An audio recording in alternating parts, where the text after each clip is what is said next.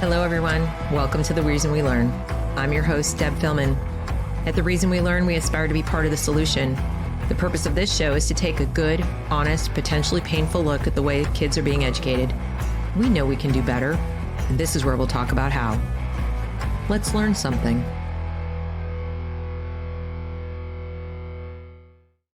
Hello, everyone. Welcome to The Reason We Learn. If you are new here, please make sure to like this video and subscribe to the channel so you don't miss any other content that I make in the future. Last time we spoke, or last time I was here, I mentioned that I was taking a little break. I was kind of, off YouTube for a little while because I needed to think about what kind of content I was going to be putting out here. We've talked a lot about curriculum. We've talked a lot about improving education, taking things apart. This is what's wrong, etc. And even though I've talked about philosophy quite a bit on this channel, I want to do that more. I want to do that more because one thing that's become clear to me recently is that we are sort of two minds in America right now. We seem to have freedom people and virtue people. And I think we need some tension between those things. We need to be discussing these topics. But I want to put out there different ideas about what these things mean and what it takes to have an American point of view. So a lot of people talk about make America great, but what does that mean if we don't understand what the American mind is, the American perspective, the American worldview, but also self-perception? How do we see ourselves as individuals? How do we see ourselves as Americans? And that would definitely impact what kind of education we want to give our children, right? Do we want to reproduce that American mind? Well, if we do, we need to know what it is first, don't we? So I thought it would be good to bring some people here to help us explore that. And today, I'm absolutely thrilled to have Bruce Pardy with us.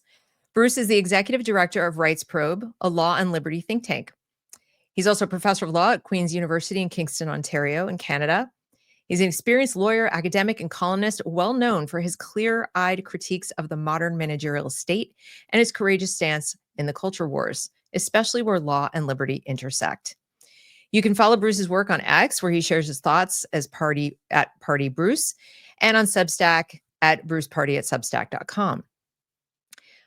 He's recently written some amazing pieces that I definitely want you to read, including We Approach State Singularity for Brownstone Institute. I will link to that in the show notes. But in the meantime, please join me in welcoming Bruce to the show. Hello, Bruce.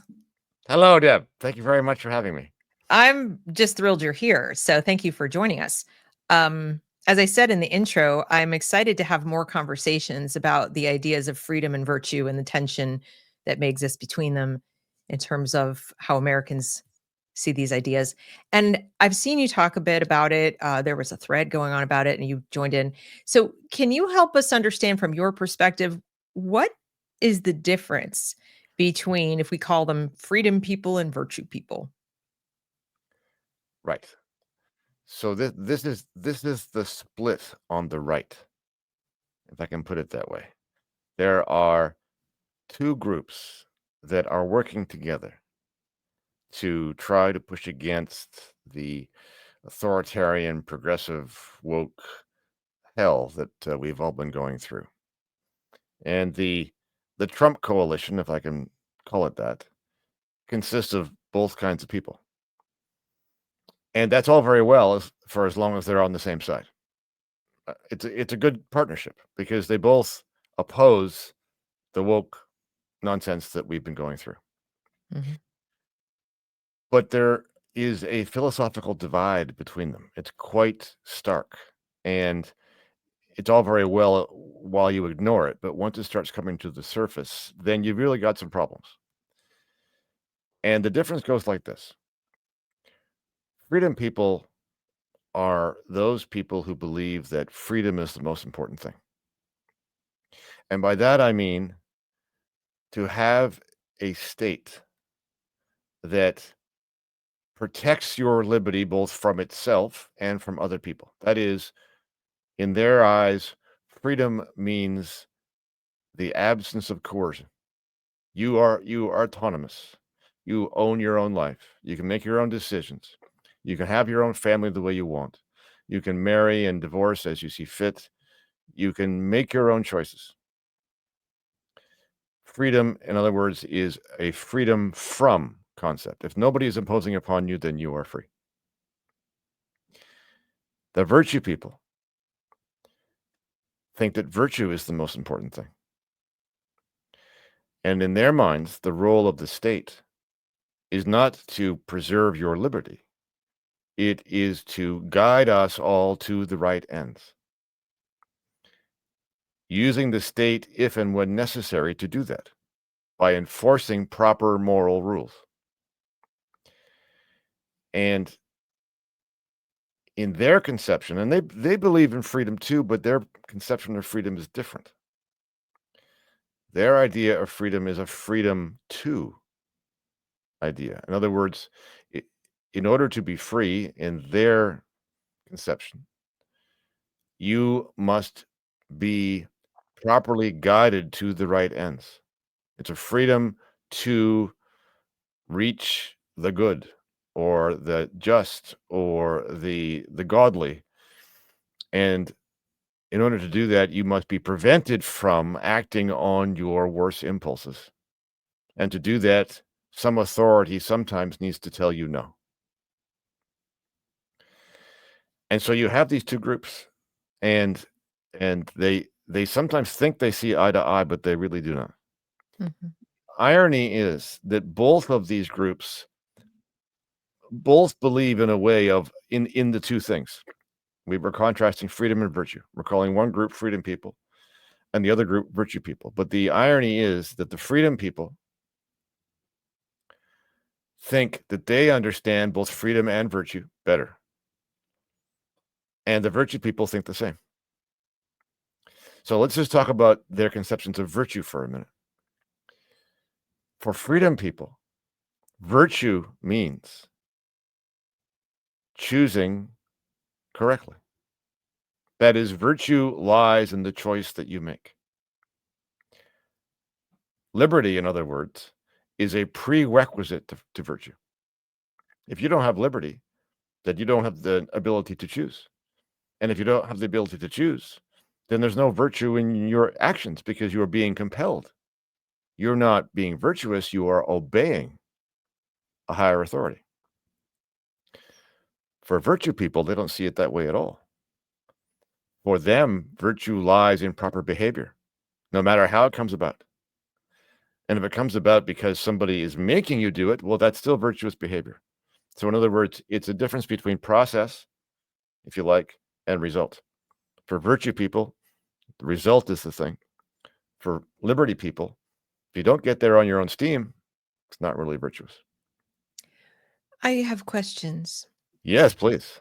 So when I'm listening to you, I struggle to find the difference, except in the details, Hmm. between the virtue people on the right or left, meaning from a process perspective, someone other than the individual is making the decision about what is the correct end. Someone other than the individual is deciding, what the rules should be. So you, the individual, do not get to say no if whoever the deciders are insist that you say yes.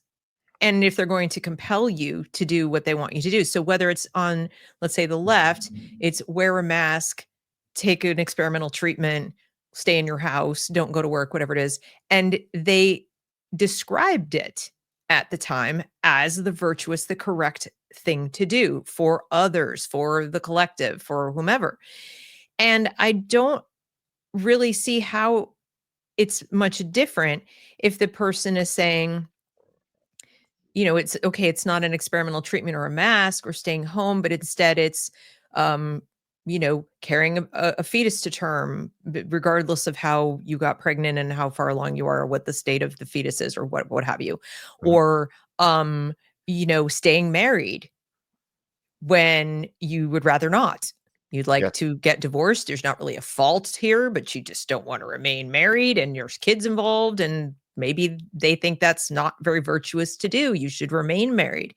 So I'm again, there are different things that they might say would be what you should do to be virtuous, but how is it any less authoritarian and anti-liberty to decide someone other than the individual, I almost don't care who it is going to make life choices for you based on some arbitrary definition of the good, and it isn't going to be you. Oh, I agree with you 100%. But you are speaking as a freedom person. Okay.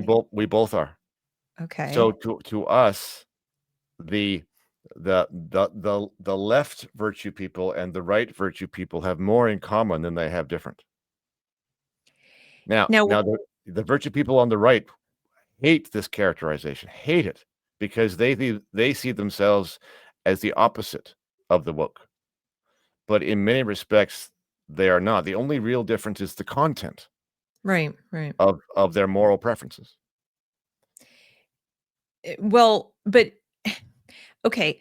So now we get down to the justification, because as we've seen for years now, the people on the left justify their authoritarian behavior and their command control structure as being well intended. It's good. It's, we want everyone to be equal and whatever it is that they say. Yes. And now on the right, there's more of a safetyism, like a different kind of safetyism. Like, we want to protect children from the demonic deviance of this side. We want to protect families. We want to protect. There's a lot of protection going on from a spiritual, sort of a slightly smaller. It's not a giant collective. Like, we protect society, some amorphous blob called society. On the right, it feels more like protecting smaller units of society, like family, church, things like that. But there's still this kind of safetyism involved, where the state comes in to save you from yourself, your own bad decisions. Yes. And that in the end, everybody will be better off, but in smaller units, like I said. And what I bump into again and again, and you've probably had this happen to you, is the argument that it's not possible for you and I to be moral without some outside set of standards that is, first of all, a set of standards that applies to everybody, and that it has to be God, right? So there has to be religion, God-based. I can't tell you how many times I've had the argument with people. They say, well, without God, how do you know what morality is? How do you must have no morals. And I think to myself, I live in reality. Reality is the arbiter for me. What is moral? And they're like, well, no, you could just go kill somebody. I'm like, that would be an incredibly irrational and stupid thing to do, unless they're trying to kill me. So we have these arguments, but I cannot for the life of me explain to people how it is possible for someone to have their own internal moral compass. And I'm wondering if you can help. If you've been in that situation, and if you've had to have that conversation, what have you said to people? I've had that conversation many times. The thing people get stuck on is the idea that there is an objective morality. And even if there is one, whether or not we can identify what it is. That the world is full of people who insist, number one, that there is one, and number two, that they know what it is. But when you ask them, okay, let's hear it. I mean, let's hear, number one, what it is, and number two, let's see you establish that that's the right one and the other ones are all wrong. Because there are as many different moralities as there are people. So unless you can show that your idea of morality is the one true one somehow, then all you're doing is making a claim, and the claim establishes nothing. All kinds of people believe in all kinds of theories about what is real and true and godly and natural, inherent, inevitable.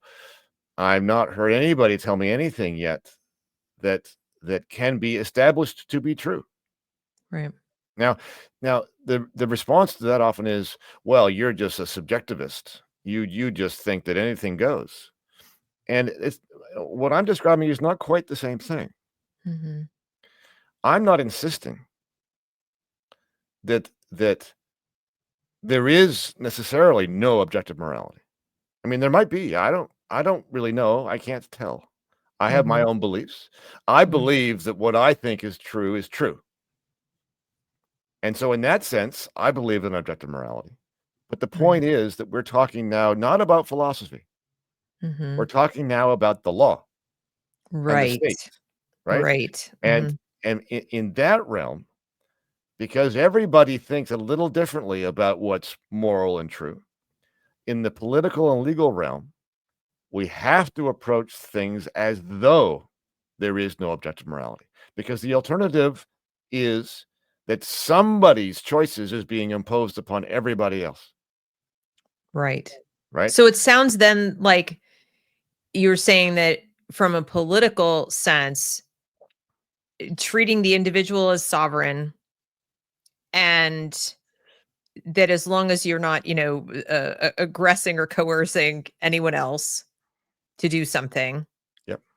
or violating their, not just their person, but their property, so Ye- taking stuff, Correct. it's basically an extension of their life.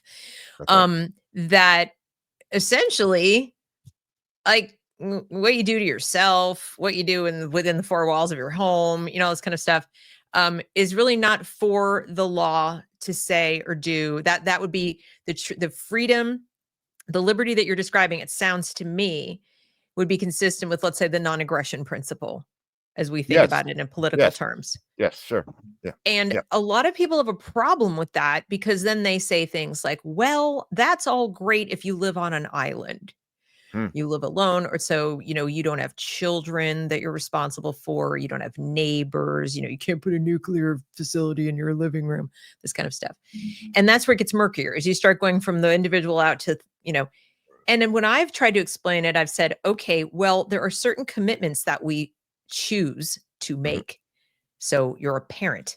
You Mhm. just chose Mhm. to be responsible for another being that we've decided legally, politically, as a society, does not have legal autonomy up until the age of maturity, which we've decided is this, whatever, arbitrarily 18, and so on. And so we have put boundaries. We have put legal boundaries, but it seems like as long as we start with that essential premise that every new boundary that we put has to be measured against the coercion factor. So, as an example, as a parent, if you want to decide if I've done something wrong to my child, Mhm. you would start with the idea that, am I using physical force inappropriately against my child? I'm not grabbing them and pull them out of the street because car's coming. That's okay, right? But I'm hitting them. I'm like really, violently hitting them or something, or I'm starving them. I'm doing something terrible. Right. Then you're measuring it against, you are violating this other individual's life. I mean, you're violating that. Or a spouse, hitting somebody. But beyond that, if I'm telling my child, if I'm just sitting there telling my child, the earth is flat, it's wrong. I mean, I think it's wrong. But how do we measure that? And that's what I get into these arguments in education. People say, well, parents shouldn't be allowed to, and it's Mhm. phrased that way, Mhm. homeschool their children, as an example, Mhm. because they might tell their kids Mhm. XYZ that is crazy. The earth is flat, whatever. The spaghetti monster is real. And I- that's where the freedom person in me comes out and says, so they do. Sure. It's really not my business. I file that under not my business. It's unfortunate. I kind of wish they wouldn't, but it's not my child. It's not an extension of my being, literally. I'm not physically or morally responsible for this being. Mhm. What's it to you? Like, oh, but it's just so bad. And I'm like, but if it's isolated to that one household, right? Mhm. It's somewhat contained. The bad is somewhat contained. Where that gets to be a problem is when, if let's flip it around. Mhm. The state school decides to teach the earth is flat or men can be women, take your pick. And now it's not contained.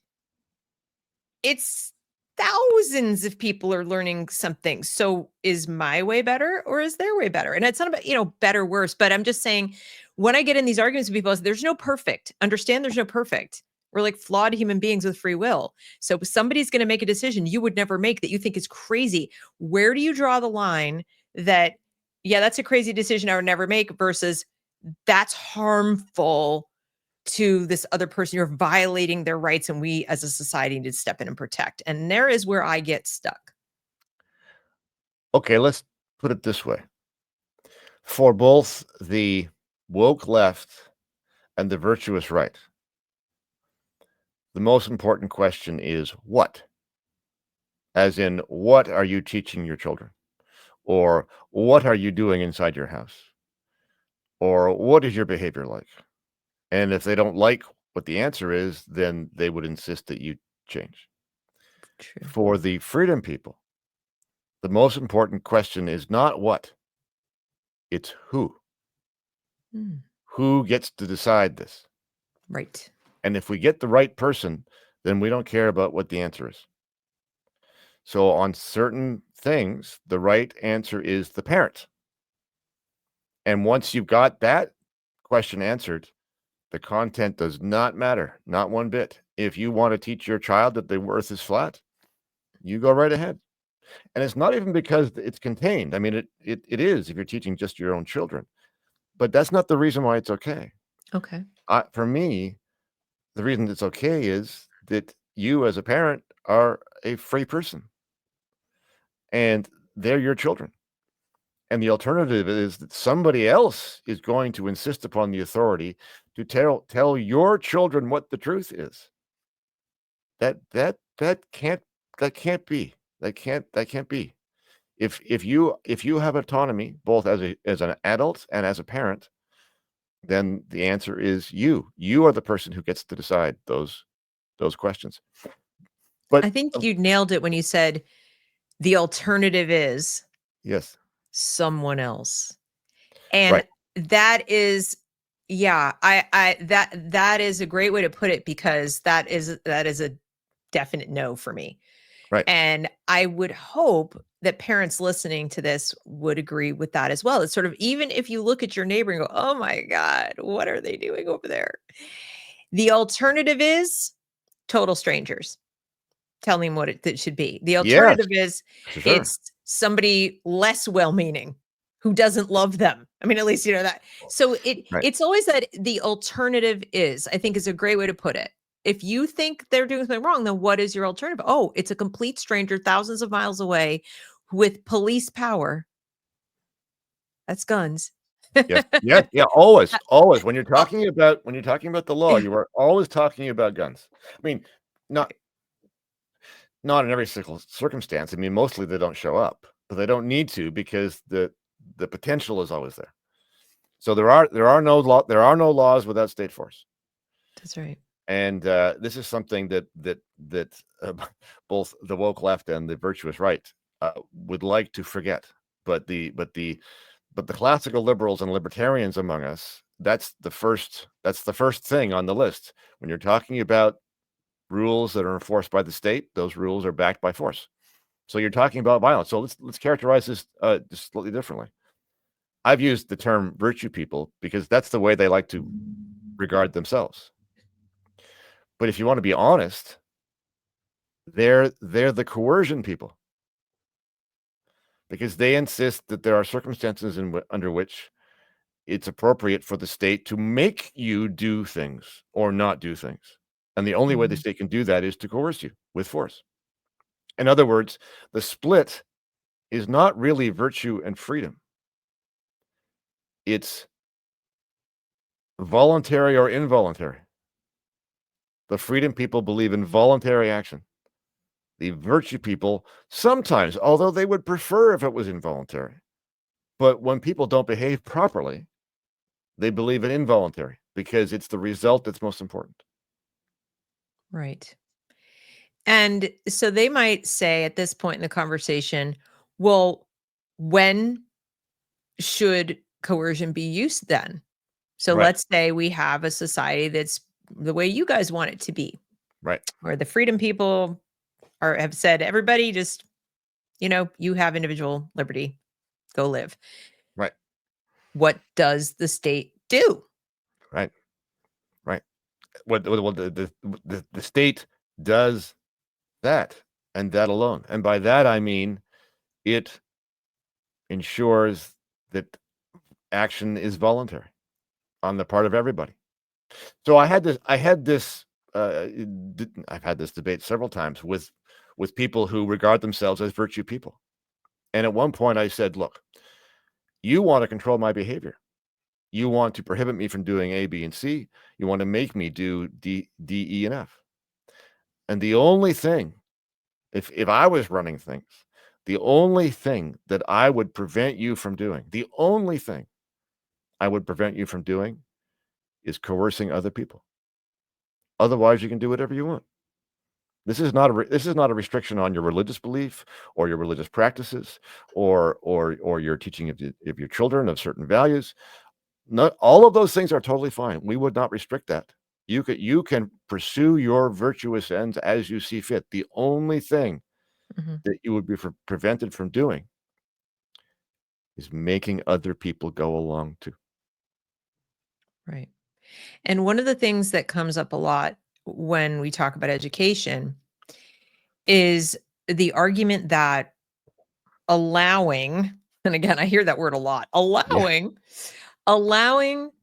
people, parents, schools, teachers to do what they wanted, teach what they wanted, et cetera, in colleges, and then of course down in K-12, has resulted in horrible things, including more coercion. So they'll talk about how the reason neo-Marxism has taken over our schools, our universities, to a large degree, the law, I mean, it's getting really, is that we were too tolerant, that classic liberals or people were, what I would call freedom people, were too accepting of people teaching their views to their kids and then to their students and so on and so forth, and that it's our fault, the freedom people's fault, that we now have all this coercion on the left. The reason we have all of these debates about men versus women and boys in sports and all this is that we were too tolerant, and we should have long ago cracked down on bad ideas, not allowed this, not allowed that, banned this, banned that.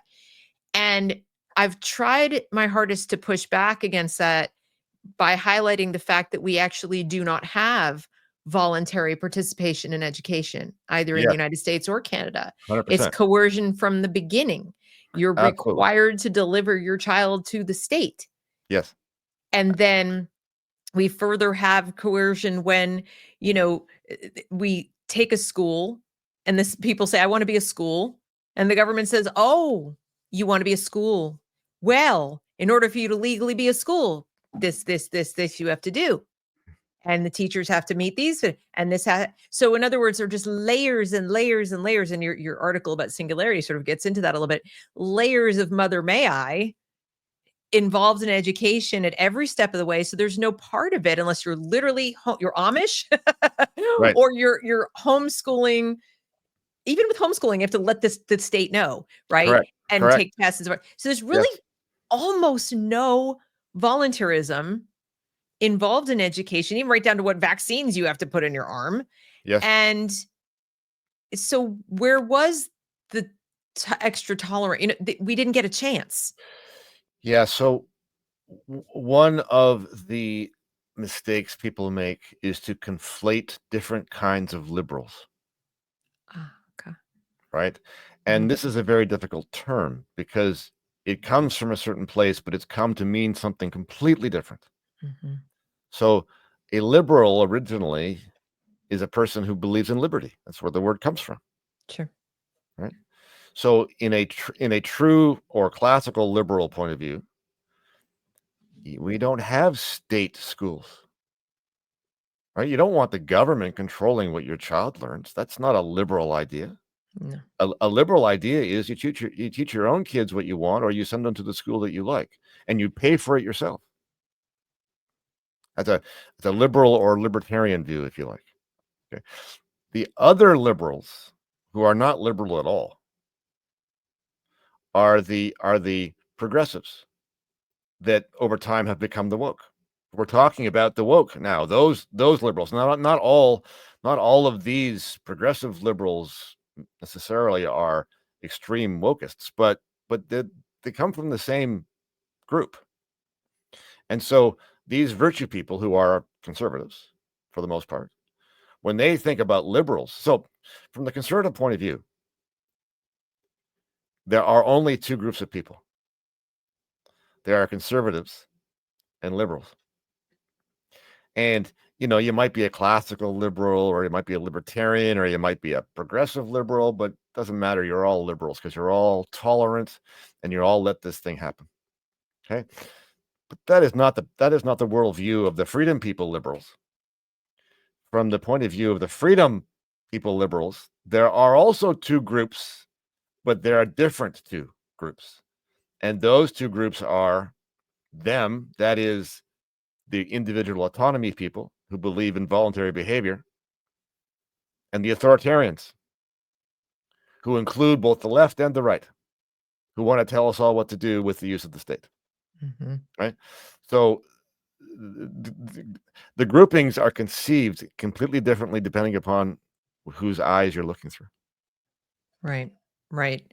And, you've probably seen on the internet there, people have tried to describe the virtue people on the right in a way that highlights the fact that they, if you wanted to use horseshoe theory or whatever, that they're Yeah. actually closer to Oh, the, yes. so we've Oh, seen yes. James Lindsay say, woke right. And a Yes. lot of people have rejected that because they say, the word woke, they want to go back to Marcus Garvey. They want to go back to, the Right. original definition of a woke, but I think it kind of works in the sense of, the colloquial use of the term, because if we think about purity testing, we think about language, the language policing and, no true Scotsman kind of fallacy arguments.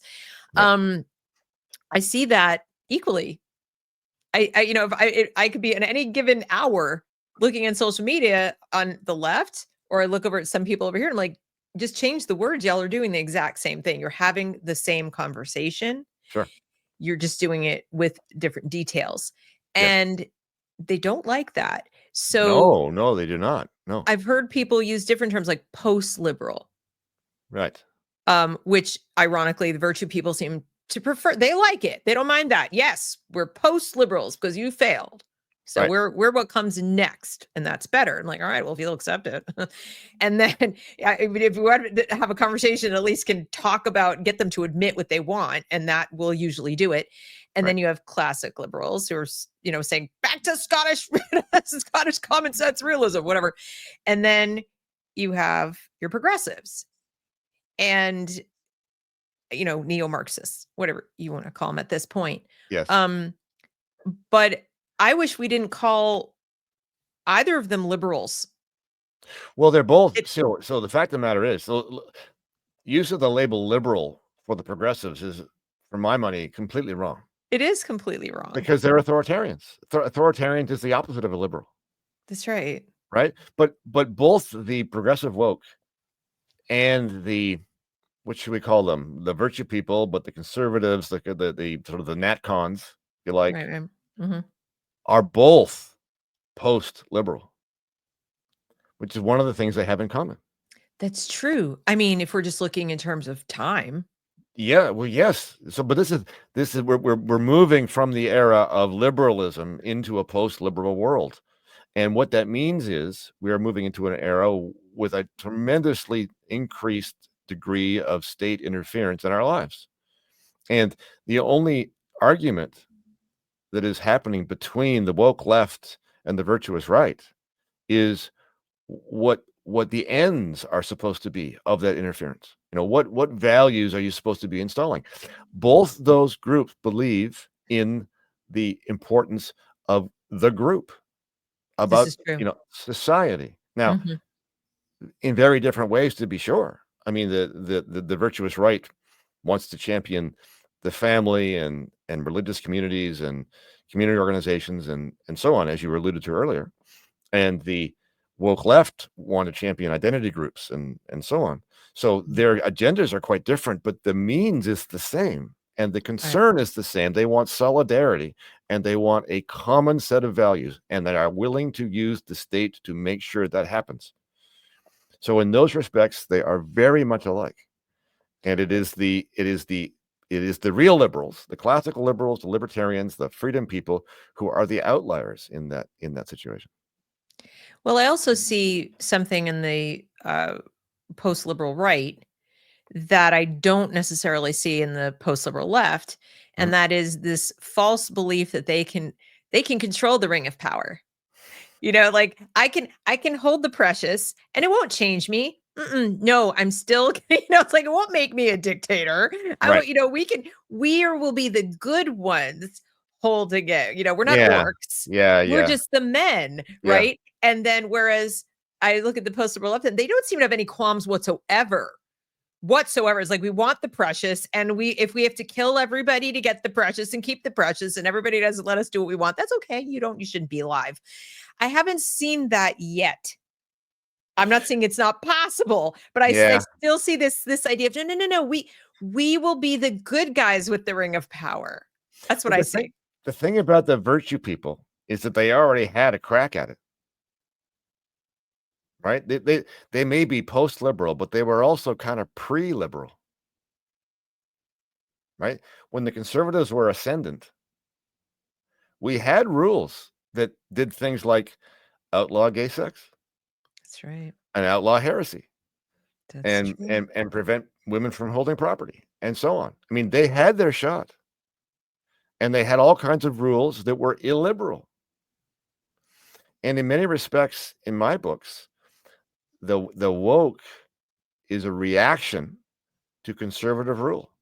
They are so scarred by the experience of conservative rules that they've gone overboard to try to ensure that will never happen again. And so to that conservative accusation that the liberals are responsible for all of this, I say back at you. It's your authoritarianism in an earlier era. Hester Prynne would like a word. Exactly. That's right. That's right. Exactly so. Yes. No, that's a really good point. I never thought of it that way. Although I've brought up similar points about, whenever I get into the argument with people with us say we're a Christian nation, and they want to go all the way back to the Puritans. And I'm like, well, we weren't a nation then. We were still part of England, but okay. And they talk about how that's more part of our heritage than, let's say, the Southern, commerce-oriented colonies and so on. And I would agree to the extent that, the Mayflower, I would say the Mayflower Compact had more to do than, the charters in Virginia in terms of what we ended up being. Fair enough. Fair enough.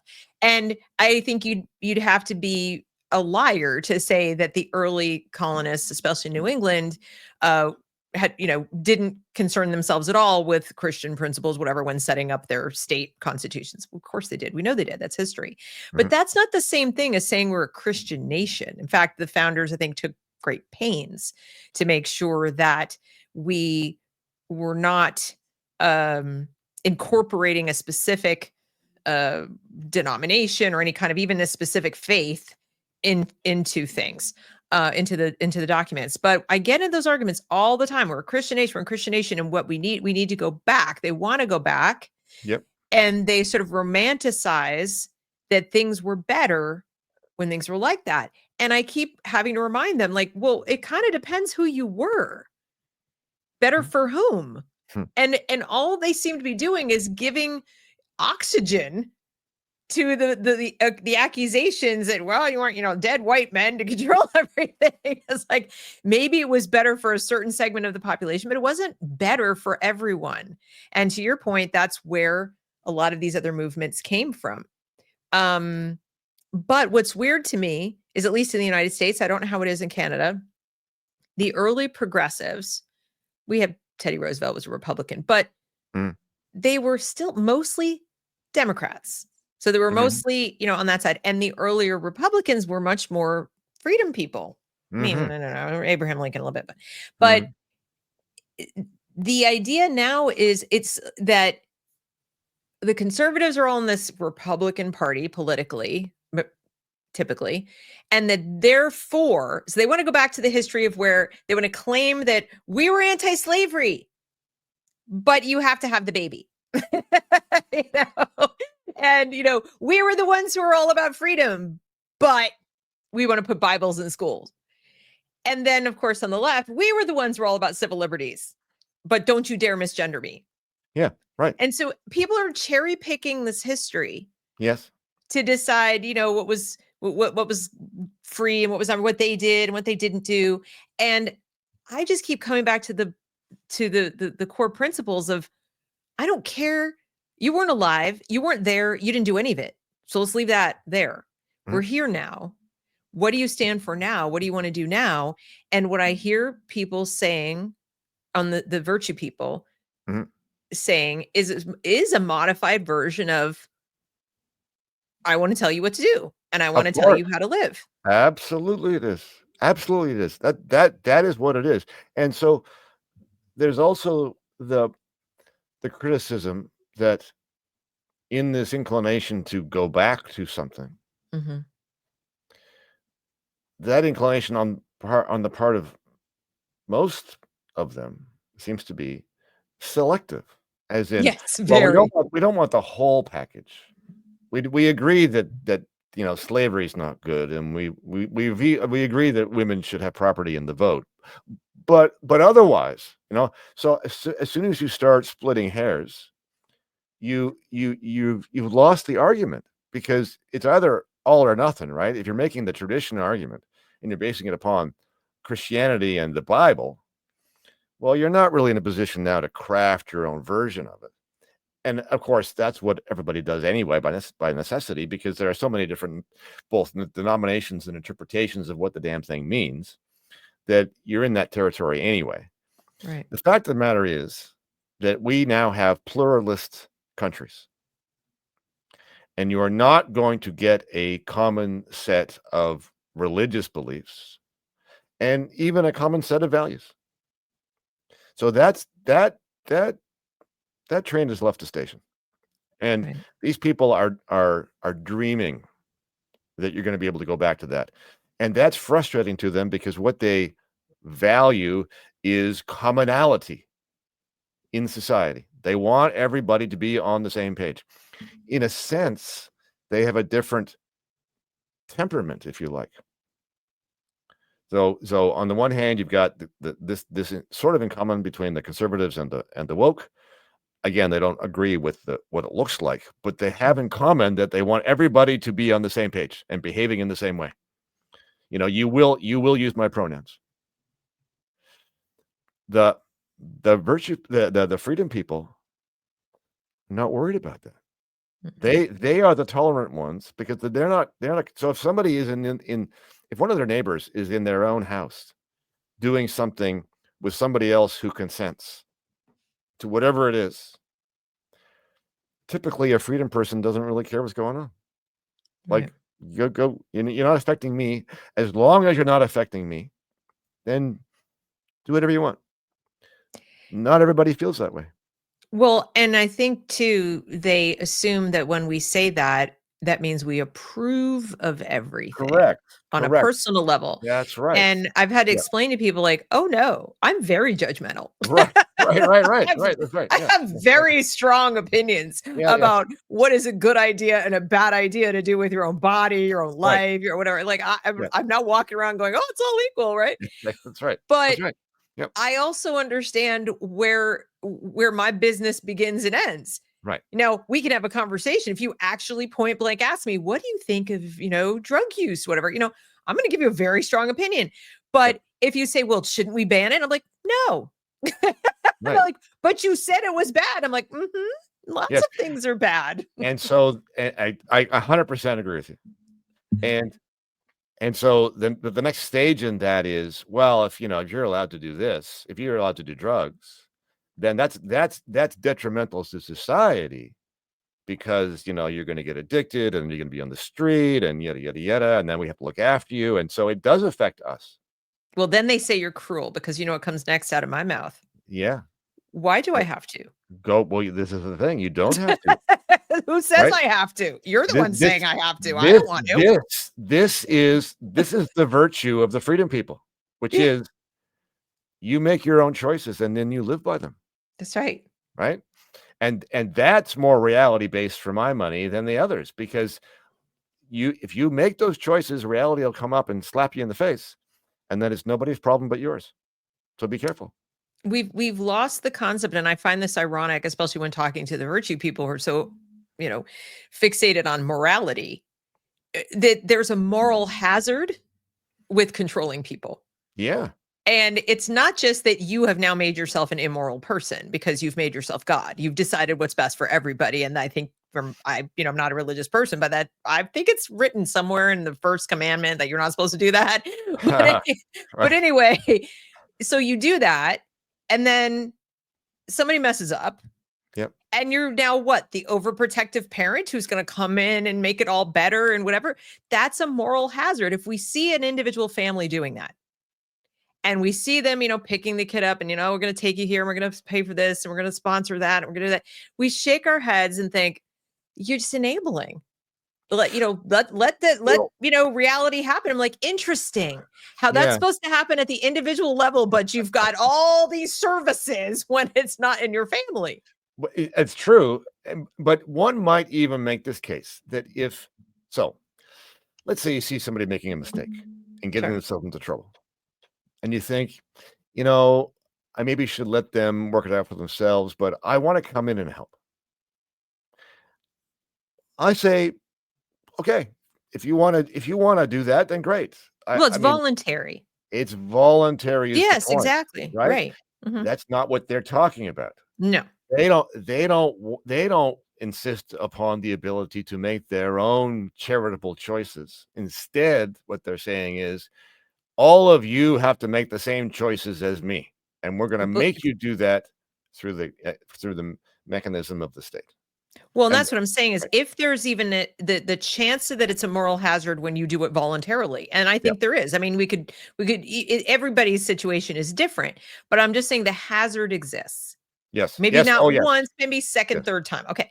Sure. Well, now if you start using coercion to compel everybody to pay for the decision you would make voluntarily, Yeah. then now you've doubled down on the moral hazard, is the point that I'm making. And Yes. you've created this climate where people I can't say they do, but I'm saying the possibility now exists that somebody might make a life choice, make a decision they maybe wouldn't otherwise make if they knew reality was going to come and smack them in the face. Yes. And there's also a very significant degree of elitism in these views, because there's an assumption that there's a certain group that know best Oh, yes. what everybody should do.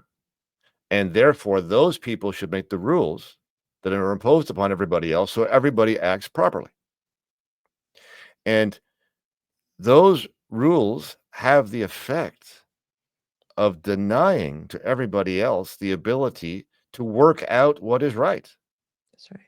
You've taken away their autonomy to discover.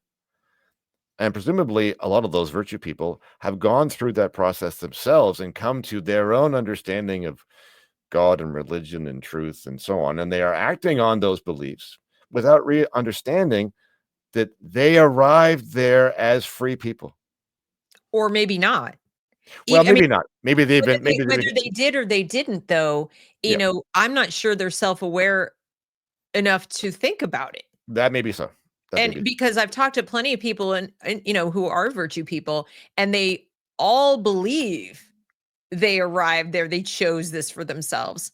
But if you start asking more questions, you find that in fact they were, raised a certain way, went to a certain school, that Sure. they're following in footsteps and they're very comfortable with that. And actually, there's a high degree of fear Yeah. associated with deviating Yes. from those choices. Yes. But my point is this: either way, they believe That's true. that they came to it on their own, That's exactly right. They all and do. that's the one thing that they will not allow everybody else to do. That's right. That's right. Because they'll choose wrong. Correct. That's right. And we've heard, I mean, I think it was Hillary Clinton actually said out loud that, well, we can't allow this to happen. People will make the wrong choice. Right. So Right. I want to ask you a little bit about the difference between Canada and the United States, because the Yeah. audience will likely, seeing that you're from Canada, they might, I do not want people to dismiss anything that you're saying on the basis of the fact that you're Canadian. So, in other words, as we talked about before the show, yes, there are some foundational differences in terms of our, foundings and our constitutions and the kind of people and so on. But can you help people understand how these ideas are universal? They're transcendent. It's not about whether it's America or Canada, that what you're talking about is just how humans make decisions. And that, one thing I've noticed is that I think Americans, especially when they compare to Canada right now in this moment in history, and especially after this election, are saying things like, haha, we're not going to be like them. We're not, things aren't going to get as bad as they are in Canada, where things, as I understand, are pretty bad in terms of personal liberty, individual liberty. And I want people to stop and think, because I disagree. I strongly disagree. I think we're on that trajectory. We're just moving more, we're, playing catch up, so to speak. And Mm. I'm wondering if you can speak to that a little bit. Yeah, by all means. So I have for a long time regarded Canada as America's canary in the coal mine. Mhm. Yeah, your early warning system. Now, it's true that the cultures of the two places are slightly different. The history is different. The temperament is different, I think, if you like, but it's not that different. I mean, the physical culture, the origins of many of the people, and so on, are so similar that when Americans are in Canada, or the reverse, people can't tell unless you admit to it. Um, so the the fortunes of Canada and other Western nations in liberty terms very much depends upon what happens in the U.S. And there are a lot of us who know this, and we watch what happens in the U.S. with a great deal of interest, not only intellectual interest, but self-interest. Mhm. Because if there is any place that is going to fix this, it's probably going to be the U.S. first, because you have both a culture and a history and an attitude about liberty that most other countries don't have, at least not to the same extent. And so, and you have a moment right now. I mean, your country has a moment. Your country has managed to give itself a chance right now. We'll see how it turns out. Time will tell. But it's an extraordinary thing, because the whole thing was going down the toilet. And it may not have been quite as far along as it is in in this country, but still it was going in the wrong direction, and powerfully so. So you have a moment, and the rest of us are hanging on, hoping that you pull it through. Mhm. It's concerning because, as you've probably seen also on the internet, there are people who are concerned that, as much as we have a moment, this tension between the virtue people and the freedom people, even within the administration or Yes. around the new Yeah. administration, Yeah. is, it could be healthy, or it could be scary. And there are a fair amount of people. By scary, I mean the virtue side could dominate and use the moment to, go too far with that pendulum swing, so to speak. And as James Lindsay's pointed out many times, the pendulum doesn't swing just laterally back and forth. It's always moving forward. Oh, yes. So I've said the same thing myself. The pendulum Yeah. is on a cart, and the cart Yeah, is moving, right? So yeah, exactly. you get swings, but the cart is going down the hill. So Right. so you're not staying in the same place. No. And so we have that, we talk about the Hegelian dialectic going on there. Sure, sure. And so even I have been watching and waiting. I'm cautiously optimistic, but it is concerning that there are I would say the majority of Americans Mm-hmm. are not grounded enough in these ideas that we're discussing Mm-hmm. to see it or be on the lookout or be concerned and say Right. like, yay, we dodged the bullet. Now let's keep our eyes open for snipers. It's like, because I think there's, and I don't want to like rain on people's parade and say, like, okay, but I do, because I think, you know, you don't get to just like say Yeah. everything's fine now and Yeah. the good guys are in charge. They're not the Avengers. This isn't Lord of the Rings. This is real life. It's messy. It's complicated. The people who lost are not just going to go, oh, well. And it's Well, yeah. So there's lots of things going on, right? So you're going to get a rearguard action from the people who lost, who are not going right. to let go of this. No, You're not out of the woods by any means. Not no. not even close. But in the meantime, you so when you have partners in a side and the side wins, Mhm. it's only then that the partners can afford to fight amongst themselves. Yes. Because until that time, they were fighting the common enemy, Right. right? And so this is very dangerous time. You have people inside the Trump circle who have very different visions of what this means. You have people who believe in basically eliminating the administrative state, or as far as that can be done. And you have other people who believe in getting better people and better policy in there. And those two things are extremely different, Yes. diametrically opposed, right? Yes. It's the difference between having better policy and having no policy. And the Right. freedom people would say, no, no, government should have no policy about this at all. To get out of the way. And the virtue people would say, no, this is a matter of having um, bad people in important places and having bad policy in important subjects. And we are going to replace the bad people with good people, and we're going to turn the bad policy into good policy. Okay, those are two completely different visions. I can't shake the feeling that freedom people live in time, meaning like we live in a much broader sense of time. Mhm. That includes, as we're thinking, that includes past, present, and future to a degree where we don't just stop. And when I talk to freedom people, I feel, or virtue people, I feel like they live in the never ending now. And Oh, I felt interesting. that whether they're on the left or the right, and the reason I say that is that they speak as if we replace the people and replace the policies and all better.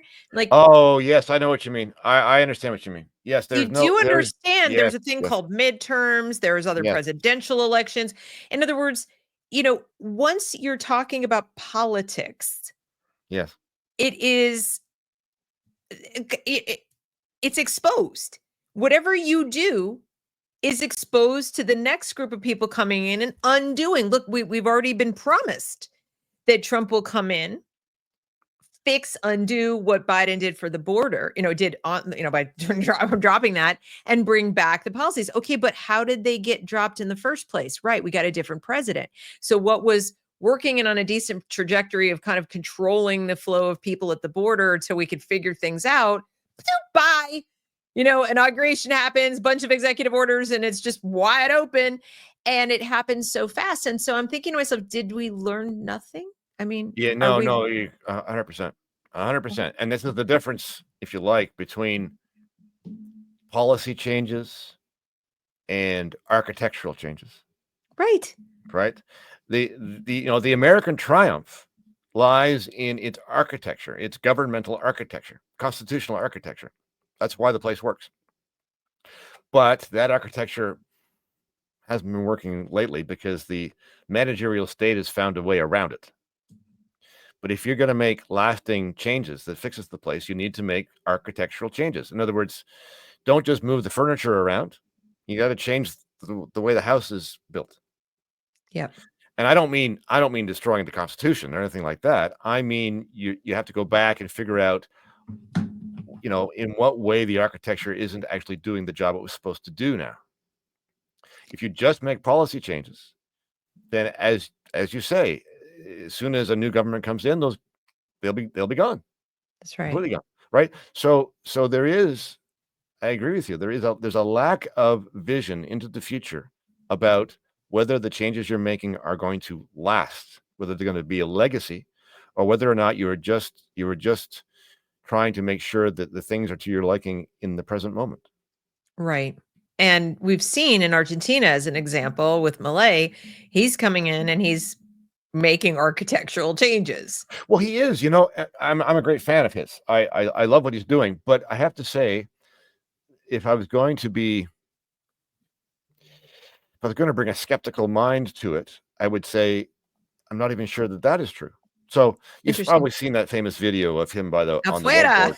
Yeah, that's right. Yeah, gone. This one's gone, which is great. It's great. That's what has to happen. Even that is not really genuinely architectural, because it's possible that those things will just grow back afterwards. Okay. That's true. You almost need to go back to your constitutional order and say, how is it that this thing grew in the first place? How do we redesign this so this administrative state is prevented from being birthed again? Well, I know how in the United States anyway, but no one will do it. People have How's that? said, what's the first thing you get rid of? Like the IRS. And get rid of the 16th, the 17th, and the Federal Reserve. We're all better. Oh, you do that. But I I agree 100%.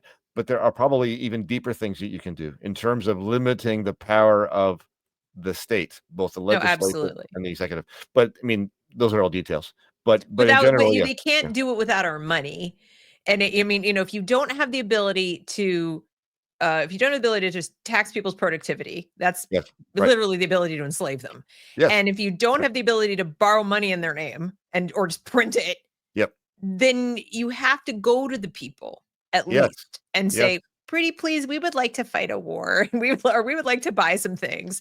And would you please, blah, blah, blah. I mean, and Yep. people think it sounds so quaint, but if you're talking about government by the people, for the people, I mean, that's literally what self-governing societies do. Yes. And if you took it down to a smaller organization, a club, a business, whatever, that's how it would operate. You wouldn't necessarily want the CEO to be like, wee, I'm just going to take a big pile of money. You know what? I'm going to borrow a bunch of money without consulting with anybody else, no shareholders, no board of directors, nobody. I'm just going to go spend and do things. We wouldn't want to do that on any other scale, but we do it we do it for an entire nation, and it's a superpower besides that, as you pointed out, affects the whole world. So 100%. So I completely agree. Income tax, Federal Reserve. You get rid of those two things, you're well on your way. But the thing you also have to do is make it impossible, or at least very difficult, to resurrect them afterwards. Yes, you need a constitutional amendment that you may not steal from the people. I mean, you Right. cannot tax productivity. That's not going to preclude. People say, so no tax. I'm like, no, of course not. There are all kinds of taxes that you can levy that are voluntary pay taxes. We have them. There are various kinds of value-added taxes. There are different, it's regressive. Oh, it is, but it is also a voluntary tax. You don't have to buy the thing. Or, and I'm not saying it's perfect. I'm just saying that there are ways to raise money. There are lotteries. There are different ways to raise money that don't involve the coercion that's involved in income taxing. Yes. And so, I'll get that a lot, how are we going to run the government? I'm like, well, let me try an idea out on you. This is a concept. Here's a freedom people concept. And try to imagine a constitutional order in which the state was prohibited from coercing, except for the purpose of preventing coercion. I love it. That's what I want. Right. So do I. I think it's what more people would want if they understood it. And that is where I can always come back to education, and why I think it's such a grotesque conflict of interest for the state to be educating. Undoubtedly. Undoubtedly, it's a huge mistake that we've all just slipped into, to assume that the government should be running public schools. It's crazy. Right. And I get into arguments lately with people who are for something, I don't know if you have this in Canada, but for something called school choice. Mm, It's a big deal right now. And it's sure. especially a big deal with the election of Donald Trump. He's even said on the campaign trail, I'm for, national school choice. We should have, everybody should have it. Every state should have it. I want to, withhold federal funding except for states that offer it and this sort of thing. Yep. And of course, I see it for what it is. It's a subsidy, first of Yes. all. Yes. Secondly, and I hate subsidies because it drives the cost up and the quality down of everything it Yes. touches. But in addition, it is actually allowing the government to grow and take over the private sector. And I cannot convince people of that.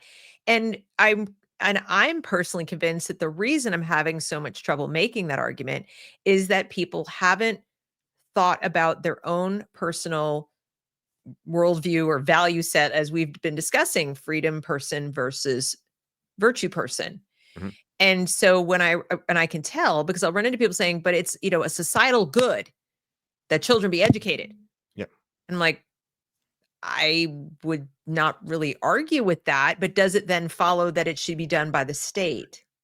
Well, let's try this. Why is it a societal good? Right. That's a Why good point. It's why maybe what an I mean, individual good, but why it's is an it a individual societal good? good. You want your children to be educated. I mean, it's the same thing if you go to a university,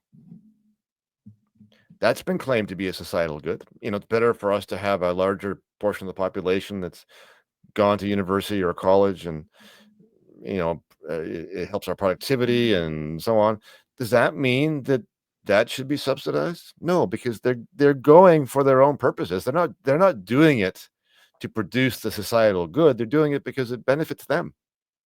Anything that is done to benefit yourself, which I have, to be clear, I have absolutely no problem with. That's the way people should behave. Sure.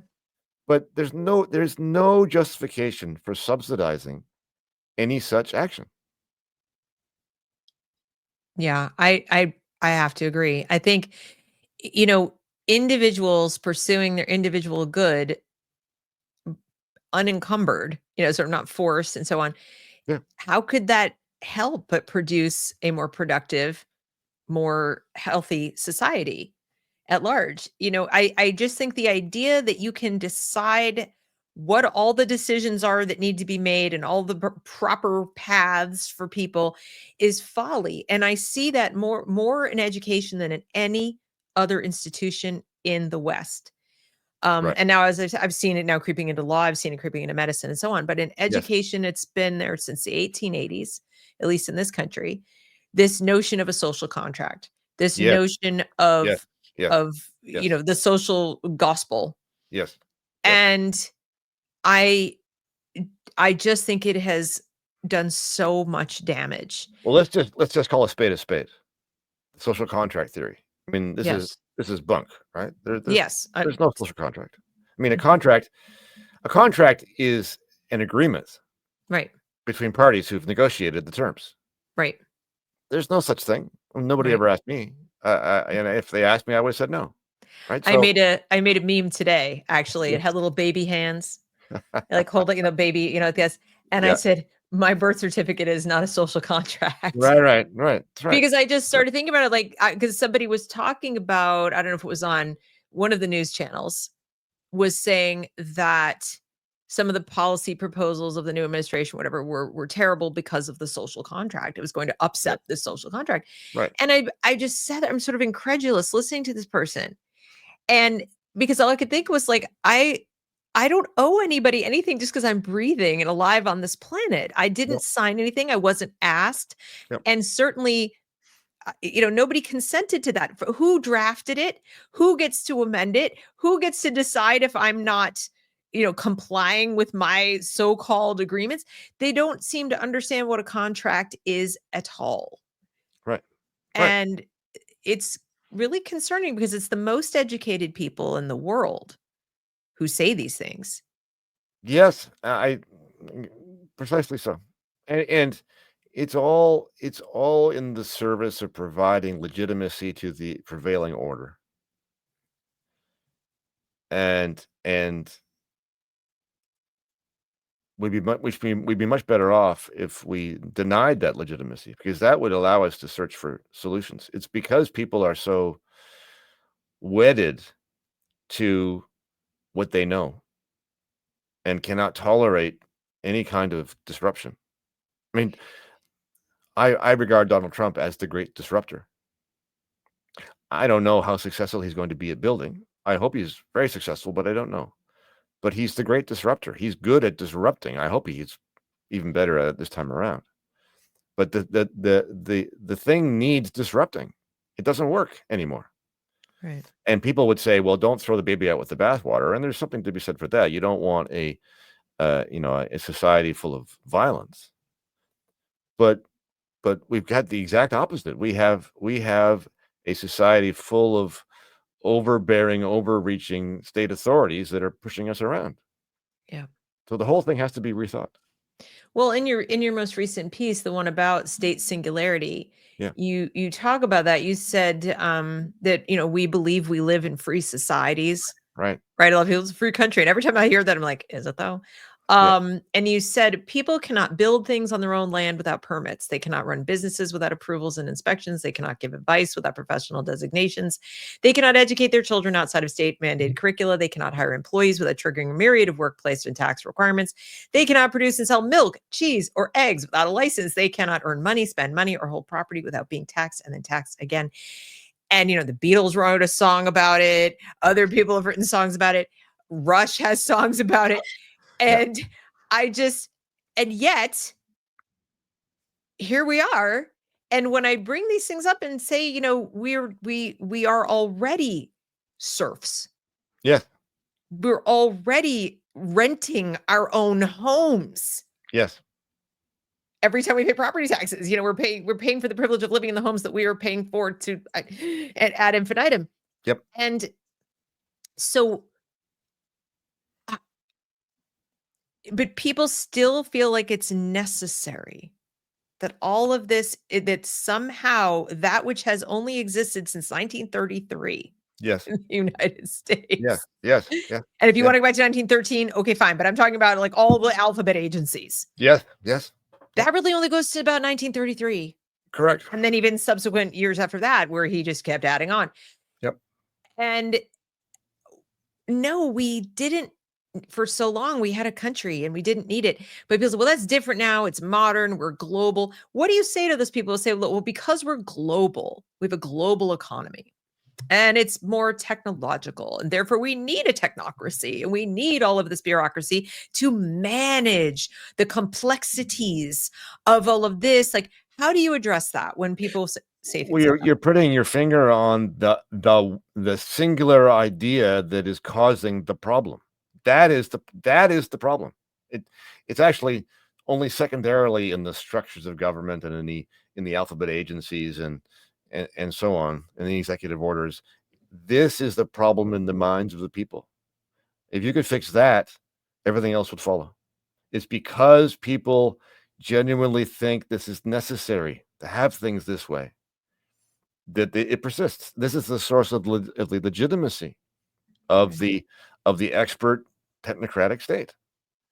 So for my money, this is the project. It is to try to explain to people that idea they have in their heads makes no sense and is acting to their detriment. But that's a very tall order, because most people have grown up, since 1933, grown up under an administrative state. That's what they think government is. If you went to a random person on the street and said, well, government's all very well, but we shouldn't have an expert bureaucracy, they might very well say, I don't understand. I mean, isn't that what government is? That's right. They don't know anything else. That's right. And when you have to remind them they didn't elect these people. Yeah. And that these are the people who actually have power over their daily lives, but they didn't vote for them. That's right. But they are haunted by this notion that you allude to, which is, well, without those people in place, the whole thing's going to come apart. And it's actually exactly the reverse. I mean, it is because of the existence of the Federal Reserve that their money is losing value and that they can't afford groceries. It takes a bit of intellectual courage to make that leap from what you know to go into the unknown and take your chances. But that's the, and as I suggested earlier, if that idea is going to take root anywhere, it's going to have to be in the US. Right. But we're also up against another thing, even within the ranks of the freedom people, Yes. self-identified. Right. There are those who will disavow the idea that the layer of the state singularity that you talked about in terms of corporations. Yes. Very good. Yes. So we, Yep. I run into libertarians all the time. Yep. Whether it's when we're talking about things, for example, that RFK wants to do to, clean up our food supply or so on. Now, I mean, we can debate the methodology, bans versus just stop subsidizing corn. That'd be my preference. Sure. But I hear things like, what do you care? If you really believe in freedom, then they Mhm. should be able to put as much, seed oil in the food as they want and all that, you should be able to put whatever you want in the food and whatever. Yep. And I keep coming back to, yes, but you don't seem to understand the degree of power, even if we got rid of the agencies, the alphabet agencies, Sure. that the way the system has worked for so long and the benefits they've enjoyed as a function of it existing for so long have solidified a level of power that is, I don't know if I would say it's equal to the coercive state, but it's pretty big. It's very big. It's very big. But I don't think we should think of it as whether it's equal to or not, because it's on the same side. Well, yeah, and so Right? It's they want cooperative. each other to stay alive. Yes. Yes. Each depends upon the other. Right. Right. And so in thinking through this problem, let's put it this way, that dominance, that commercial dominance exists only because of the actions of the state. Right. Right. And you can go as far as you want with this. Let's be extreme. The entities that dominate our economy are large corporations. Yes. Where do they come from? Corporations are a state invention. That's right. They get their power from the state. And we go further, those corporations that have a dominant position in their relative marketplaces do so typically because of assistance from the state, whether it's through the use of patents or copyright or protective regulations or raising barriers to entry or licenses or whatever the case may be. Those situations in which there is market dominance, typically, if you follow along carefully enough, you will find the contribution of the state to creating that situation. So if you really want a free economy as well as a free people, you will root out the factors that give these corporations the benefit of ruling over the people. Well, if they didn't have, if the government did not have the authority to regulate these industries, to regulate commerce, to regulate all of this down to the, not just, hey, you guys, you need to have a singular currency as like when you're Right. crossing borders, but Right. right down to the like how many chickens you can sell and how much they have to weigh. Yeah. Then there'd be nothing to lobby for, really. Listen, if you disempower the state, as I believe it ought to be, then the lobbyists go away because there's no point in lobbying a powerless government because they won't be able to change anything anyway. So you solve a lot of problems all at once by Right. by taking your power away, by dismantling a managerial state. If you went so far as to say, like, this is people will regard this as not practical, and I'm not suggesting it as a practical thing. I'm suggesting it for the purpose of thinking through the problem. Imagine just for a moment that you repealed the statutes that make it possible to create corporations. Right? And people were all on their own now. No corporations, no concentration of wealth, no global entities that own assets in multiple countries that can control the price and supply of goods across the market. Everybody's acting on their own as an individual. And you can contract with whoever you want to contract, but you are an individual. And everybody's an individual. Okay? Now you have an actually free market with no dominance from anyone. I mean, sure, people will be lesser and greater in terms of, how many houses they own and what kind of businesses they can build, for sure. I'm not saying everybody will be equal, but you won't have dominance like you have right now. And you will have ordinary people being able to compete with other ordinary people. Now, people will say, well, that's just not practical. And they're right. In the present age, that's a very difficult idea to sell, because how would you conduct business with the rest of the world? But conceptually, we need to recognize how we got to where we are and the problem that we have. All those libertarian-minded people who insist that corporations have to be given carte blanche to do whatever they want. The challenge is, well, if you take away all the supports that the state provides, then okay. Otherwise, you're still cheating. That's always been my argument. And, that's you're still getting an edge. Yeah. And, you can argue that there are, as you point out, practical purposes for having the structure of a corporation. I mean, if I get sick, who do I sue? Sure. Like all 7,000 people who work at the chicken factory or whatever. Right. So the whole purpose, one of the rationales for having corporations was to create this regime of limited liability, so that shareholders could invest in the company without risking being liable for what the company did. Okay. Now that makes sense in the sense that you're going to create an environment of economic expansion. Okay. But it's also a form of cheating, because the individuals who are carrying on businesses that are not incorporated don't get that benefit. that's So right. now you have two different kinds of entities competing on a different scale. That's Right. right. So, Well, and if individuals are personally shielded, then when in reality you have a board of directors, you have a small number of people who really make the big decisions in a corporation. sure. I mean, maybe they should be sued. I'm just saying, I'm just like floating ideas out there that there are some shady things that have gone on, and people are just like, Well, but there's no coincidence that the structure of corporations and the structure of government is not completely dissimilar, right? You've got a small number of people who run the show, and a lot of other people who are just following along, being told what to do. Right. That's the structure of both. And I think the problem lies in the structure and the beliefs that make the structure possible. Speaking of that, I mean, since you've looked into all of this, if somebody said to you, okay, Bruce, who really runs the country right now? I mean, and I'm obviously, I'm saying the president, but no, like, who's really, what entities, what rules, what do you think is really the engine of America right now, and for terms of governance? When people ask that question, they often mean, who are the individuals who actually have their hands on the wheel? And I don't know. I don't Right, know. right. I couldn't name them for you.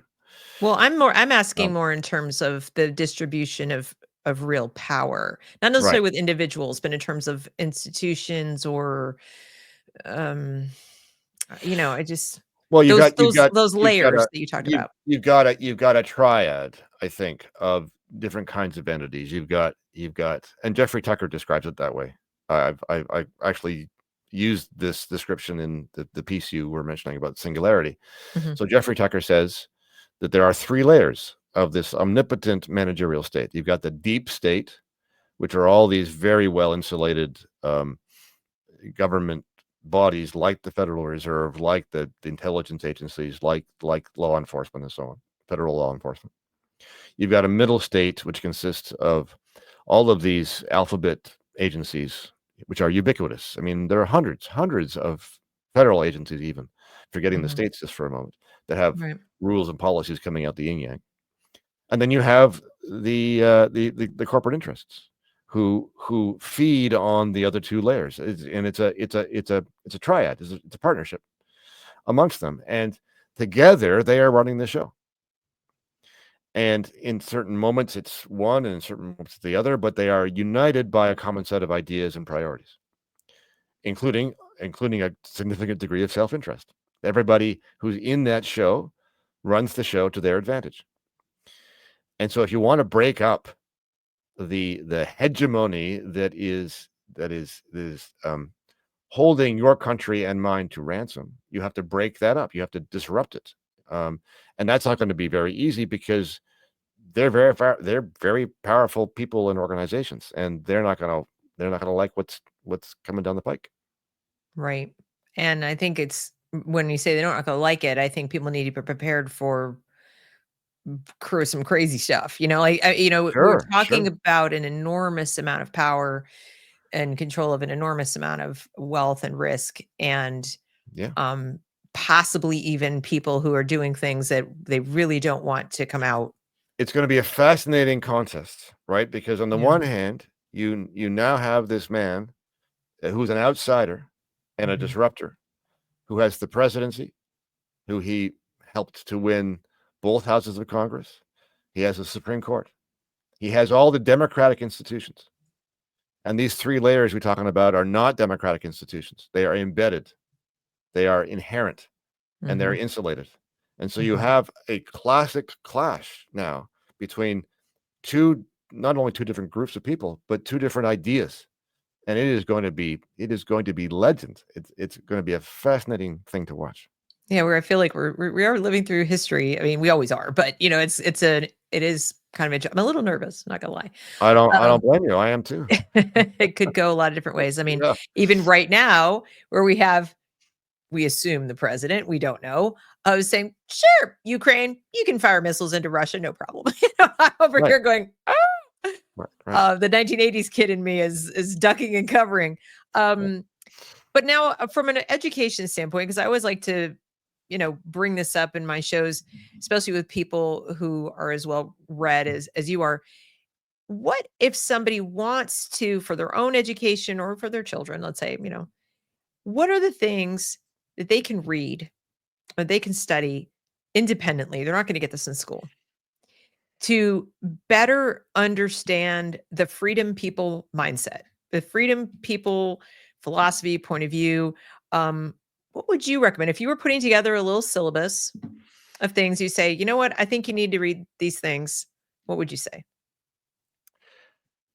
Great question. So I would include um, some classic novels, dystopians.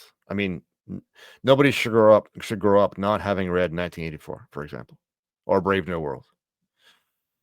And there's a whole handful more. My favorite philosopher, I'll call him a philosopher, is Hayek. He's an economist, but he's also a terrific um, describer of the rule of law. So he's near the top of my list. I also like people um, who are not known to be necessarily libertarians. First off, the Ivan Illich comes to mind, and he's very good at diagnosing the role of institutions in our society. He makes the point very well that there is a difference, a distance between the purposes that institutions claim to serve and what they actually do. And people make the mistake of equating the stated purpose with the actual effect. So, we have a healthcare system, therefore we have medical care. Well, no, you don't. That's not what it does. We have a police service, therefore we're safe. Well, no. And my favorite is the education system, Oh yeah. right? People equate having a public education system with schooling, with learning. Those two Schooling, things. yes. Learning, no. Well, schooling in the institutional sense, but not schooling in the learning No, genuine education sense, right? no. And people have to separate out those things. They have to They have to not accept the existence of the institution as evidence of the thing that the institution is supposed to be providing. That's correct. And once you cross that threshold, then you're into a new universe. It is a very important point when it comes to education, because we're having that debate now where the discussion is, should we get rid of the Department of Education? To me, that is, a dumb question. Of course we should. Yes. But the follow-up to that is, and I always love it when I see it, this percentage of kids can't read, they can't do math, they can't do this, and you want to get rid of the Department of Education? I'm like, yeah. uh-huh. Yeah, that's right. That's you just made my point You for just me. made Thank the you so case. much. That's right. That's right. Yeah. Yeah. And but that doesn't connect. That somebody Right. could sit and write that Yeah. and actually go post Right. without a hint of irony, no sense of what I've just done. And this is what keeps me up at night. What you just described, that people say the existence of the institution equals the thing the institution is supposed to do. The existence of the Ivy League means, well-educated elite. Yep. Smarter people than I am. Okay, let's say. And I went to an Ivy League institution. I can tell you that ain't true. Right. So but it keeps me up because they're so certain that they're not just right, but they're so certain they know things that simply aren't true. It's like Ronald Reagan once said. I can't remember his exact words, but something like it's not that they're wrong, it's that so much of what they know just isn't so. Right. And this is what I see, and it's frightening to me because every time I face people who are living in a reality that is fundamentally different from the reality in which I find myself, Hmm. it's scary to me because I feel like I'm an alien on my own planet. Well, so I mean, I love Orwell, 1984. It's just got so many good passages that describe things with an eerie accuracy. But one of my favorites is a passage early on where Winston Smith is talking to himself, writing in his journal, trying to figure out what the hell is going on. And he says, am I alone in the possession of a memory? Like, can nobody else remember or think, understand can they not see what's right in front of their eyes? And there is something to this. I mean, people do have a very short memory and they don't really think things through. A lot of people are on automatic, and part of the job we have to do is to try and shake them out of that. And it's not easy. No, it's very difficult. And especially when you get into something as emotional as the education of their children, because there's a Yeah. there's a sort of push-pull. You want to keep your kids safe, and there is increasing pressure to conform, toe the Yeah. line, Yeah. do as you're Yeah. told, don't Yeah. rock the boat. The consequences for rocking the boat are pretty severe. People get, fired, canceled, shamed, sued.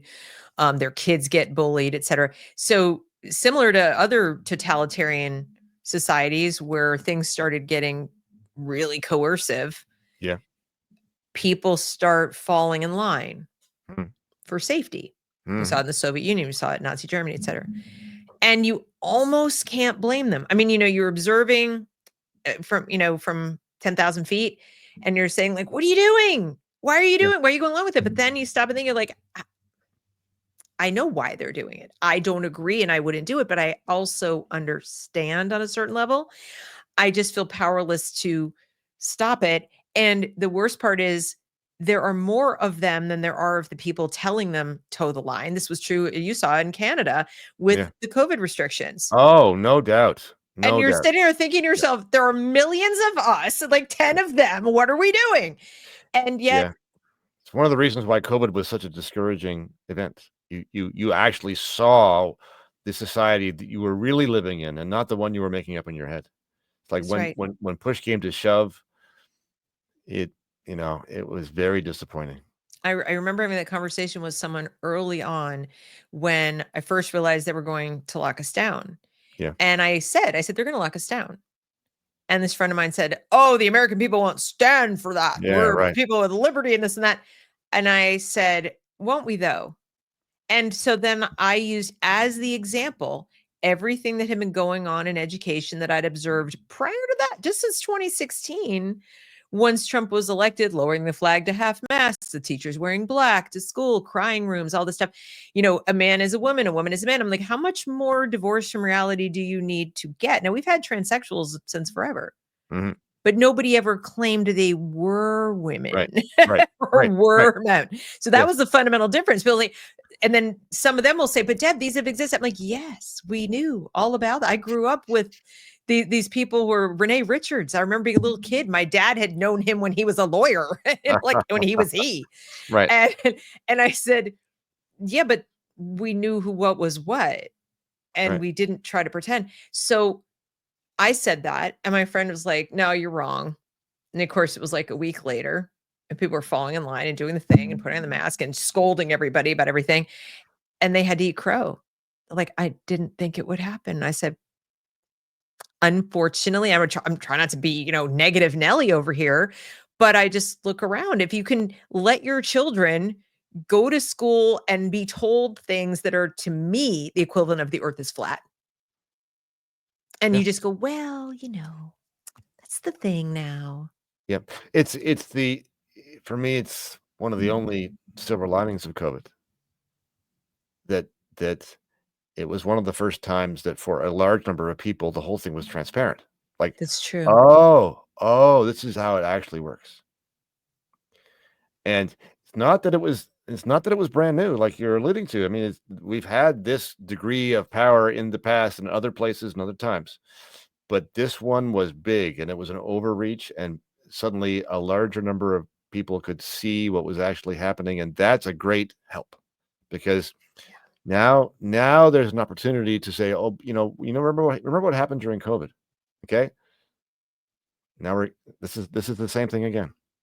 And what gives me hope, the study of history does give me hope in the sense that, going back again to FDR and the internment of American citizens and so on. And that's just the tip of the iceberg of what he was involved in. Yeah. But that happened in the United States. And then we came back to a large degree from that. I say back, I mean, we didn't continue down the Stalinist trajectory right then and there. Some would argue that some things got entrenched, and that is true, and they did. And as you said, the pendulum was on the cart. Yeah. But we did at least come back from the brink. Yes. And had tremendous growth after World War II. And there was really tremendous things. We put a man on the moon. I do believe that actually did happen. Yes. And I'm not one of those people that doesn't think that happened. Right. But so I guess I have that hope that, it's possible again to pull ourselves back from the brink. But the difference now that I see with the technocracy, the technology and the globalism and all that, is that one of the things that enabled us to come back from it the last time was we still were largely separated by oceans. We still, people had to come here and had to infiltrate. They hadn't completely embedded themselves. Yeah. The people who are the statists, the collectivists, all that. Well, they're firmly embedded at this point. No question. And that's one of the great dangers that we're facing right now. But in a way, the election that you just had, I think one way to view it, and there's lots of different ways to take it apart, but one of the ways is to think of it as a contest between old media and new media. And the old media lost. They thought that they could control the message, and they couldn't. And that also happened during COVID to some extent, right? They tried to control the COVID message, and the existence of Twitter and YouTube and all these other things managed to get a different story out between those people who were working on the problem and said, actually, that's what you just heard on the ABC is not true. Yeah. Right. And in a sense, now we've had two victories. One, I mean, COVID was not really a victory because the whole thing happened and the vaccines happened and so on. But amongst a certain portion of the population, you do have the truth, or at least something close to it. And so that was the first kind of sort of victory. And the second one was this latest election that happened, because the legacy media was on one side trying to sell a message, and the uncontrollable little guys, and especially Twitter, were telling a different story, and people were listening to those, or at least enough of them to vote one way. And Yeah, so, isn't it? It's sort of ironic. The very thing that makes their tentacles reach farther also frees us up yes, to get messages to people who we'd otherwise never reach. Somebody yes, like me, I'm nobody, right, but I can still reach however many people watch these videos, and that's yes, something yes, because I'm not alone. I'm one of millions of other people trying to right. do the same thing. But exactly right. So this podcast that you have is one of those independent things I'm talking about. I mean, the existence of this is a Right. new thing and a That's powerful true. thing. We That's didn't true. have it. We didn't have it like 10 years ago, No, that's very and true. and certainly not 40 years ago. And Right? it's also one of the things that gives me hope about education, which is also why, as I said, I'm very skeptical of the whole school choice movement, because if you were to allow the parallel education economy to just keep evolving post-COVID Yes. on its own organically, Yes. even with the captured money, Yes. I think it could blow into something amazing that would so significantly Absolutely. challenge the status quo Yep. that the justification for the compulsory schooling, the justification for the compulsory taxation for the schooling would be weakened, would be so significantly weakened. What we reached a point of, I think it was 11 or 12% of Yes. school age kids homeschooling by the end of the pandemic. It's a That's bankrupt huge. it's a bankrupt institution. Mhm. It's not only does it not work today, it's out of date. It was invented in a different era. Right. And whether it served a purpose back then, maybe we can open to Right. debate, but it's it's ancient. It's decrepit. It it needs to be replaced by other things in the same way that the nightly news on the TV has been replaced by other Right. things, right? But the nightly news has been replaced by truly independent Yes. entities that Yes. didn't Yes. go hat in hand to the government Correct. and say, I want media choice. Can I Right. have the money that otherwise would have been spent on my consumption of ABC News? And can I Right. take it over to this other company? Well, we'll see if we can accredit the other guy to be the standard that we would hold this one to, then okay, you can have some media money. And this is what I keep trying to tell people. When Ma Bell was broken up, Yep. and the telephone industry just took off, and we Yep. have now we have little computers we carry around in our hands and in our Right. pockets. Right. Right. Right. Right. And that's in a blink. Yep. So I I'm and people like, how, but you hate the public schools, how can you be against school choice? I'm like, because it isn't school choice. Right. It's Right. government choice of school for you in the private sector. It's like giving your child the choice between peas or carrots, Yes.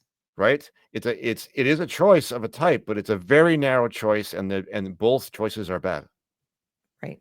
And even if they're okay today, right? It's just like for a while people said, "Oh, look, they're coming up with new organic chips and snack foods Yes, that I right, can eat. Kashi is so much better. It's got right. all these wonderful ingredients." And then while you weren't looking, Kellogg's and Nabisco and all these people that came in behind the scene, they bought it.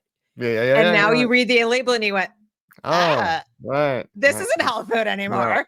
no, that's right. The Yep, same is going to happen with education, because now there's this huge, we're going to be subsidizing R&D, we're going to be subsidizing data mining of children by private yes, corporations, we're going to be yes, subsidizing the growth of AI like I don't even want to think about. yep. And before you know it, it's going to be just one giant system, and somebody who wants to start their own then is there's no money. Now I mean, you're crumbs. Well, the problem is that whenever the state is involved in a sector, you push out competition, because if you don't get subsidies, you can't compete with the It's already entities that exist, happening. right? Right. I've seen brilliant alternative education organizations already taking the vouchers, already taking the scholarship money or whatever it is. Right. And some people have privately told me, "Deb, I don't have a choice. Right. If Right. I, Right. and how is it? And then I'll tell people that's coercion. And like, that's Yep. not coercion. You have a choice whether to take them. Like, if you're going to go out of business and cease to exist because you literally cannot compete with the organization down the street that is taking the voucher, Yeah. then do you really have a choice? I mean, you have a choice to go out of business, Sure. but that's not really a choice.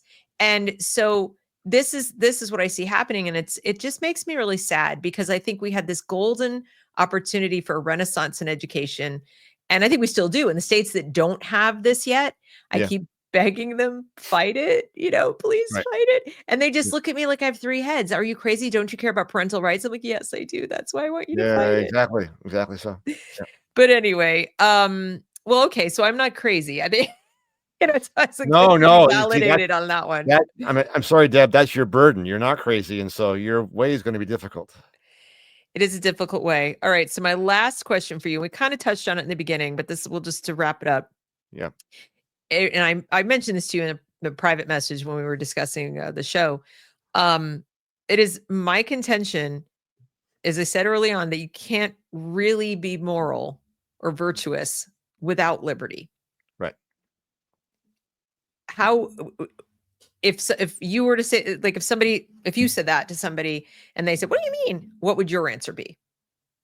Do you agree with me, first of all? And then Well, secondly, if you do I agree agree with with you. me, I how agree do with we you. explain that? Yeah. So let's just acknowledge this. So that statement is the statement about virtue that the freedom people would make, Right. and the virtue people make the opposite claim, which Right. is that freedom is not possible without virtue first.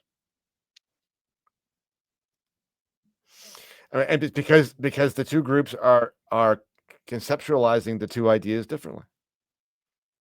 So again, the freedom people version goes like this. Virtue lies in the choices that you make. If you don't have the ability to make choices, then you cannot be virtuous. You can only be obedient. And Right. being obedient Said is in the not virtuous, beginning. right? Right. It's the same thing you said in the beginning. It's, I guess there really isn't. I'm looking for some magic pill to explain it to people, and Yeah. that's really all there is. But let's just consider the response, which is no. If you don't behave virtuously, if you don't understand what virtuous behavior is, then you cannot be free in the way that they mean it. And they mean a completely different thing. They don't mean freedom. They don't mean the absence of coercion. They mean the the concordance with the right set of values. If you are behaving in accordance with their values, whether they come from a religious belief or the like, then you are free in your soul, if you like. That's the way they would put it. If you are free to indulge your every whim, then you are not really free. And Okay. so and so these two groups talk past each other because they don't have a common language. When one talks about freedom and the other one does as well, they are talking about two completely different ideas. And the That same is goes for virtue. that is So clear. Yeah. for my money, the approach when I'm talking to these folks, and by the way, I have many really close dear friends who are virtue people, and we are on the same page with respect to all the woke stuff. But on these things we disagree. And the case I make to them, and I alluded to this earlier, the case I make to them is, look, you want to regard yourself as a person who values virtue, and that's fine. Mm-hmm. But what you represent, the means by which you intend to achieve a virtuous society, is coercive. You are determined to make people comply with force. You are the coercion people, not the virtue people, the coercion people. And they Right. don't like that at all. No, But it's the truth. it's true. It is true.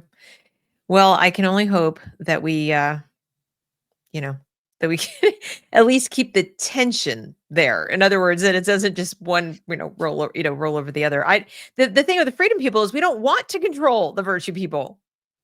Go to church, Raise your kids how you want. Do what Oh you want. no, yeah, but that's not Exclude me from your gatherings because that I'm is a not horribly immoral person. That's totally fine. 100%, but that's not why they're opposed to us. They're opposed to us for two reasons. Number one, because we are decadent.